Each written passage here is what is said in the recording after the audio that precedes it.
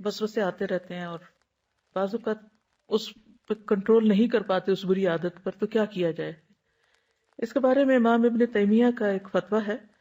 وہ کہتے ہیں کہ مومن پر جتنے بھی کفر اور نفاق کی نوع کے وسوسے اور خیالات وارد ہوں، کفر نفاق، چلے کفر نہیں لیکن نفاق سے متعلق بہت سی چیزیں جس میں دھوکہ، خیانت، جھوٹ اور گالی گلوچ، فحش زبان استعمال کرنا، کیونکہ شیطان ہر دم انسان کو بھڑکاتا رہتا ہے کہ اچھا فلاں نے تم یہ کہا تو تم یہ کہہ دو، تم ایسا کر لو، اس نے تمہیں دھوکہ دے دیا تم بھی دے دو. ہاں؟ اور انسان کو یہ بھول جاتا ہے کہ نہیں، نبی صلی اللہ علیہ وسلم فرمایا کہ لا تخن من خانک، جس نے تمہارے ساتھ خیانت کی تم اس کی خیانت مت کرو. ہاں؟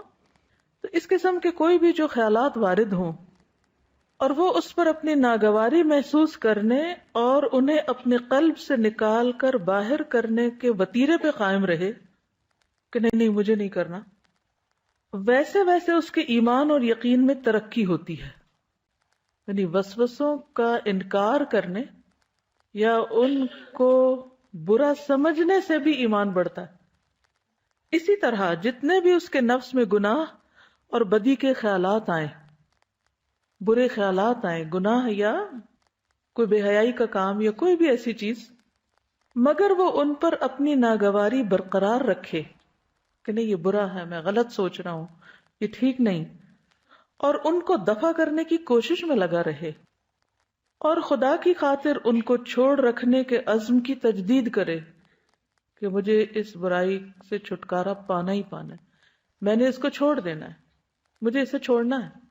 اور وہ دعا بھی کرے، کوشش بھی کرے، محاسبہ، مجاہدہ اور دعا مسلسل یہ کرتا رہے، اتنا ہی اس میں تقوی اور نیکی پروان چڑھتی ہے اور اتنا ہی وہ شخص صالح بنتا جاتا ہے، یعنی اس کی نیکی میں اضافہ ہوتا جاتا ہے.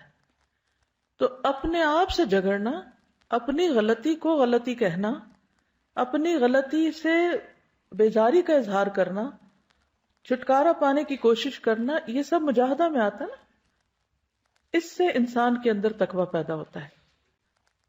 ہم دعا بھی مانگتے ہیں نا، وَنَعُوذُ بِاللَّهِ مِن شُرُورِ أَنفُسِنَا، ہمارے نفسوں کے شر سے اللہ ہمیں محفوظ رکھے.